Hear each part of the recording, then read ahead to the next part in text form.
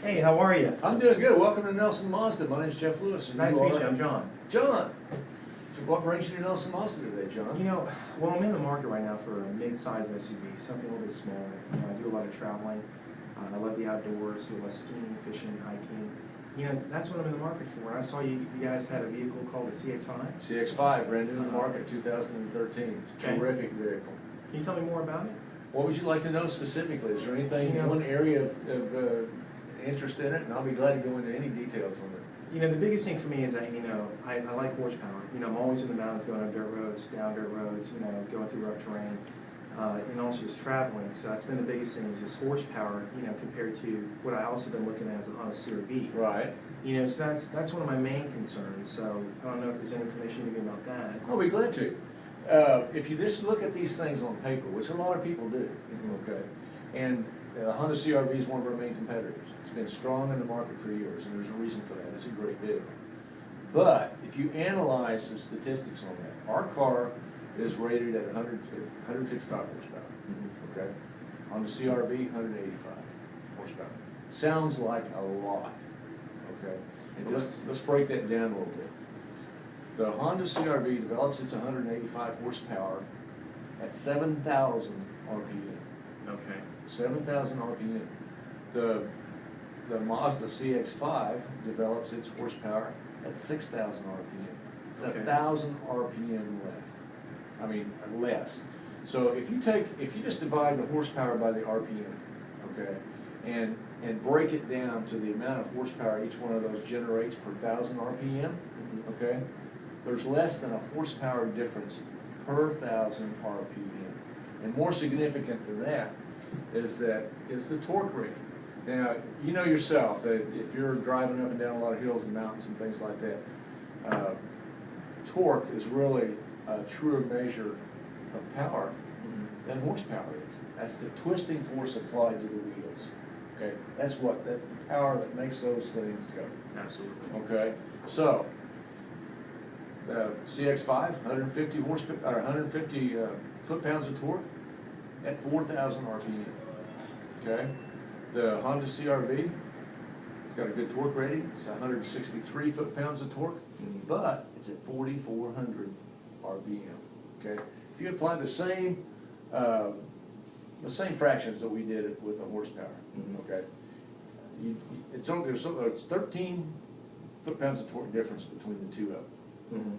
Okay, so if you do the same thing, if you divide the foot-pounds of torque by the RPM that it develops its max torque at, versus the CR-V or the CX-5 versus the CR-V, okay, the Mazda CX-5 actually develops slightly more torque per 1,000 RPM than the CR-V does. okay.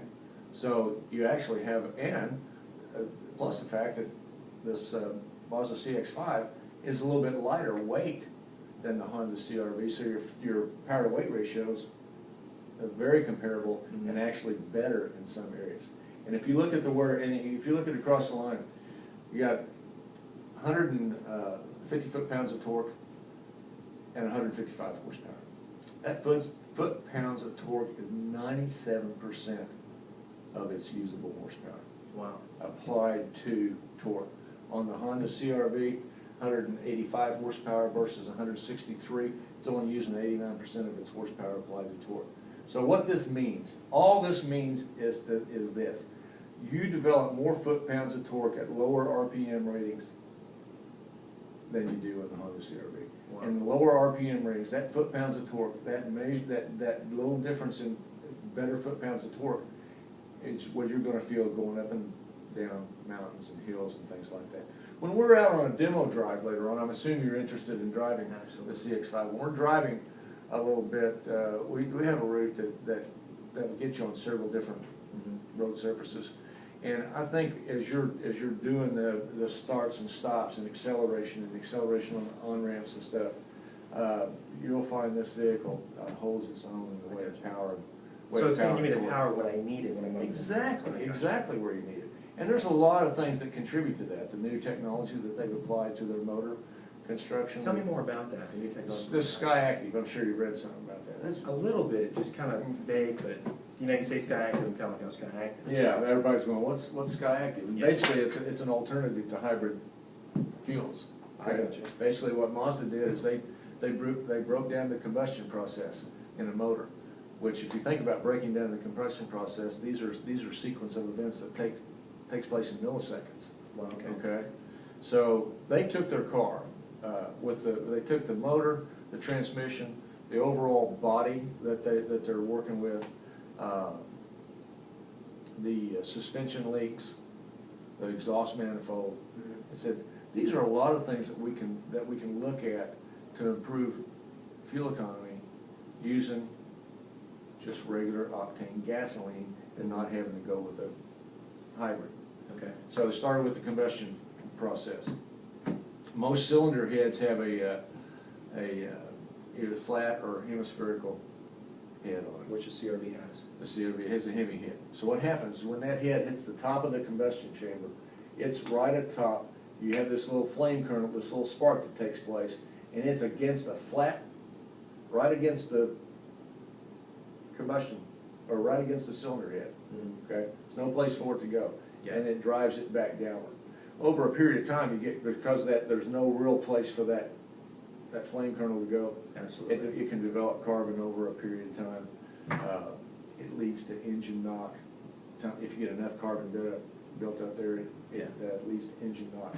So what Mazda did is they broke down this process and said, well, how can we improve that sequence of events? So what they did is they developed what's called a volcano top piston. Okay. Okay, it's hemispherical shaped, it's a little flat on the edges, it goes up like if you're looking at it, kind of looks like a volcano. Mhm. And it's got a cup in the end of it, at the top of it. So what happens is, when that thing hits the top, your flame kernel ignites, okay? It's actually got a place to burn the fuel rather than just, spark against dead surface to surface. Does that make sense? Yeah, Okay, absolutely. so now, you've got this going, you've got this cylinder going up and down. They worked with that volcano top to improve the ignition process, so now we need to burn the fuel smoother through there. So what they did is they placed 6 injection ports Okay. in each combustion chamber. Wow. That fuel is injected into that combustion chamber in sequential events at 2,600 PSI. Wow. Your normal rating PSI for a motor like that is about 43 PSI. Sometimes, you'll get them up to a couple hundred, but 2,600, you're talking about atomized fuel going in there, a lot faster burn, controls the fuel air mixture. Mhm. And when you're driving, if you do a lot of driving on the road and you drive in the mountains and stuff like that, one of the things that causes weakness in a motor at higher altitudes is the air spinner up there. Mhm. Okay, so in a lot of motors, there's no way to really regulate the fuel to air ratio. Now you got something that's injecting this fuel into this combustion chamber at 2,600 PSI and sequentially, or in a sequential event, controlling the fuel air mixture at any altitude. Which is huge, because So you be in the mountains. and it's Exactly, different, so. yeah, you said you do a lot of outdoor things out there. Absolutely. So you'll find that it's pretty neat technology that they just taken what they had to work with. That's amazing. The next thing they did is they redesigned the exhaust manifold. Most exhaust manifolds, and say a 4-cylinder motor, your typical 4-cylinder motor, whether it's a twin overhead cam, which is what this car is, you'll have 4 exhaust chambers going into one tube. It's called 4 into 1.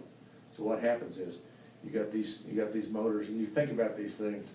It kind of tickles me to think about this event, because when we're in our mind, we can't think about it fast Yeah. enough that it's going there. I mean, this thing's turned to, say 40 at max torque, 44,000 RPM.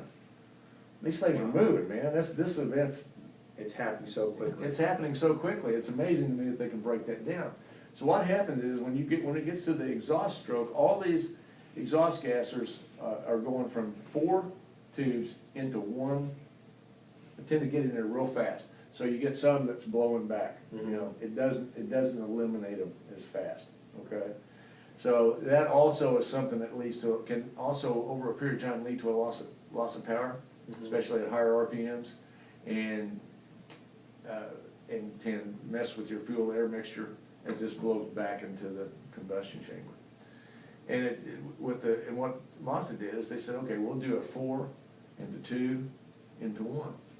So now you got 4 exhaust manifolds going into 2 chambers into a single chamber. You got a much better division of labor going on there, and less blowback, less loss of power, and as it goes through the catalytic converter, a much cleaner. It's one thing I noticed in the CRV, it's real choppy. There's a lot of lag into it. You know, when you hit the gas, it kind of a really extreme hesitation. Mm-hmm. You know, even if I'm already going at 60 miles an hour at the gas, which is extreme hesitation. Yep. So that's good to hear that. Yeah. You know, the other big thing too is driving in the mountains. You know, the rough roads. I mean, I'm that guy. If I see a road that can get to a possible lake, I'm going for it. Yeah. Now, I know the CRV is a little bit stiffer suspension. I didn't know how the CX-5 related to the CRV as far as that. CX-5 has got, number one, you get larger wheels in the Touring and Grand Touring, and we're talking about a Grand Touring right here, okay? So you get larger alloy wheels, and that alone helps balance and sprung weight of the vehicle. Absolutely. It's got 4-wheel independent suspension on this vehicle, okay? Plus, one of the things you'll find, this has got about a 3-inch longer wheelbase than the CRV does. So that smooths out that ride significantly over over the frame of the vehicle. 3 inches doesn't sound like much, but when you're in this kind of a vehicle, that's a lot, especially if you're on a lot of rough road driving. Now, to go along with that, 4-wheel independent suspension, you got dynamic stability control, which controls your in different turn. Yeah, like if you're turning around the mountains and things like that, around mountain turns, you've got controls the spin of the wheels. Okay, to make sure all wheels are spinning at their maximum turn rate versus, compared to the attitude of the vehicle. Okay. Does that make sense? Absolutely. So it gives you not only, and basically if you think about this, basically it works to keep the vehicle in an upright position, okay? Gotcha. As you're going around turns up and down hills, rather than leaning a lot. I got you. know? I did notice that's CRV, there's, when the car turned, the car leaned and I Yeah. So, I mean, that's amazing that if it keeps me centered while I go in the current and the suspension moves, that's huge. Exactly right. And going along with that, you also have traction control. That controls it applies the... A lot of phone calls. Brandon.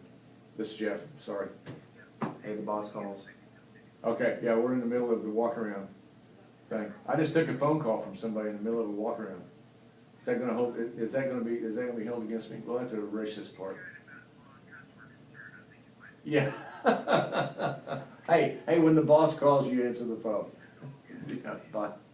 Sorry. No, I completely understand. Traction control applies, we're talking about torque again, applies torque to the wheels with the most traction. I got you. So, it's a very agile vehicle up and down that because of the 4-wheel suspension, coupled with the dynamic stability control, coupled with the traction control, makes the vehicle not only more maneuverable, but safer to handle. Okay, along with your electronically controlled power steering, thing's a dream to drive around attitudes like that. I got you. Now, the Honda CR-V, I think the gas is rated about 29 to 30 was their high-end average. I mean, what is a CX-5 get? 31 to 35, Really? comparable, yeah. And this is, being a more utilitarian vehicle, I think, even though its frame setup or driveline setup is very similar in all the vehicles in its market, front-wheel drive, that's an all-wheel drive, has an all-wheel drive application to it. Yeah, actually, it's the highest gas rating of any vehicle in its class. Really? Yeah. How does it do against the hybrids and the SUVs? Very comparable with the hybrids. Okay. Because I remember. And plus, you don't have the cost of an extra battery. You don't have, and that's what they were trying to do, is develop comparable mileage, EPA estimates in a vehicle that's safe and, more than anything else, comfortable and fun to drive. I got you. And without having to apply a lot of expensive hybrid technology to it. I got you. Now, one thing I noticed in the CRV is every time I drove the car, everything is, I had to take my eyes off the road to look at the navigation, take my eyes off the road to look at the devices to use. So that's a huge concern for me because while I'm driving up in the mountains, I don't want to take my eyes off the road and go off a cliff. Yeah. how does the CRV, I know we're gonna drive it, but how does it pertain to that? How's it? Well, you'll find out that everything is placed perfectly, everything's designed ergonomically to where the driver doesn't have to take, you know, the screens are placed at eye level, which is one thing I found disturbing in looking at the outlet, the layout of the Honda CRV. That center screen is almost offset more toward the passenger side than they made it for the passenger, not for the driver. yeah, it's like, wait a minute, now I need to see what's going on here. Okay, so But you'll find that everything is very ergonomically placed. Mm. Okay, we used to think, you know, they've got a word for they've applied a couple of Japanese principles to, like the horse and rider are one. Yeah. Okay, the vehicle and driver are one. They Mhm. call this Kodo engineering, you know, soul and motion. Yes. And you'll find that it just it's very very easy to operate. It's Mhm. meant everything's placed to be right. So really user friendly. Yeah, a lot of your controls, like your radio controls, Uh-huh. your navigation controls, your information system controls are right on the steering wheel. Gotcha. Cruise control, so it's right under your thumbs. I got And you. in this technology, you know how much we use our thumbs for everything. That's true. Now we've applied it to the vehicles. So. That's true. Now, what about the transmission? How does that handle on roads out there? Well, number one, I think a couple of big advantages. The transmission is a little bit lighter weight than it used to be. It's a 6-speed automatic transmission versus a 5-speed automatic transmission in the CRV. Mhm. So you've got that extra gear that you need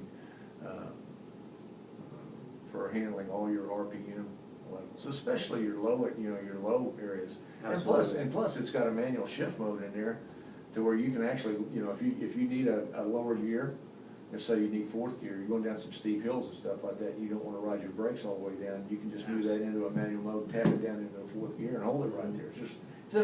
It's a new application of an old principle. Some are old hydraulic transmissions that had drive in 3, 2, 1, and, you know, to go down a steep hill or go up a steep hill, you put it down into 3rd gear or 2nd gear, same thing. You can shift back and forth at any speeds, and it will not let you overshift the RPM levels in the motor, so it's all very well balanced in there. I got you.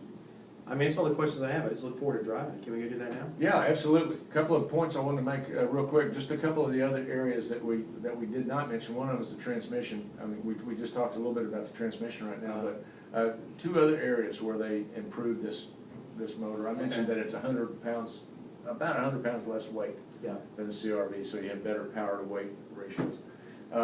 What they did is they took lighter weight tensile strength steel, okay, and replaced some of the heavier body parts with this lighter weight, higher tensile strength steel. So they increased the rigidity of the vehicle a little bit without compromising the ride, and increased the safety of your passengers in there. You know, I didn't even think about the CRV and the safety. I remember he said, you know, it's got a good rating, but thanks for bringing that up. It's excellent. Another thing, you've heard, I don't know if you've studied about Mazda, but you've heard about their Triple H frame construction. Yeah. Well, they've added to this a new deal called ring technology, which has steel-force rings around all those big segments of the H frames that go around the vehicle. And what this does is, in the event of worst case scenario, event of a say real hard fronting collision or side collision, it's meant to channel the energy of an impact around the passenger compartment. If you look at the way this thing, you can almost see that flow of energy. If you imagine this vehicle in a crash or something, you can almost see where that energy is going to flow, and it's not going to be predominantly in the passenger compartment. That's really good to know. Yeah, it's a really cool deal. So they've just done some really interesting things. And Mazda's deal is, one of the things that Mazda emphasizes is having vehicles that are a pleasure to drive. I mean, we spend a whole lot of time on our vehicles these days. Yeah, we do. In Mazda, you need something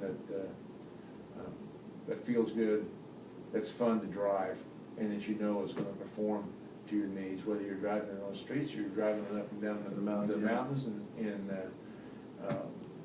couple of, for your cargo needs, just real quick, whereas a lot of vehicles like your CRV has a 60-40 split back, or some of them have a 50-50 split back. Mazda's got like a 40-20-40. So 40%, 20% you can just fold down that middle part. put skis in there, still have plenty of room for two It's passengers. perfect. Which, in that backseat passenger area, Uh-huh. there's more leg room, more hip room, more shoulder room than in your CRV. Yeah. That is good to know, because when my Yeah. buddies go with me, you know, we Oh, go yeah. place for skis, so. You bet, you wanna be comfortable in there. Oh, And it's interesting in that it's slightly less cargo volume than the CRV, cause I know you said you haul a lot of stuff, Yeah, but what they've done to that is they sacrifice passenger comfort back there. It's a little less passenger room in that car than there is, and there's only maybe a shoebox difference between the total cubic foot capacities anyway. that's huge. That's huge. I mean, I really look. So is that forward what to your this appetite car. enough to go drive Yeah, it? I'm ready to go, because. If you think this, yeah, if you think this was fun, just wait till we go drive that thing. I mean, look at that. It looks like it's ready to go already. As a matter of fact, the designers who designed this, the body of this, took that design from the image of a crouching cheetah Really? getting ready to pounce. So if you look at that car and you walk around a CX-5, it looks like it's ready to kind of spring into action. It's got that. And you look. can feel that as soon as you get into it. There's no disconnect between the driver and this vehicle. Jeff, I'm excited. Let's go see everything. We'll do it. Let's go All right. drive it. Thank you so much. You bet. Let me go see what Brandon needs.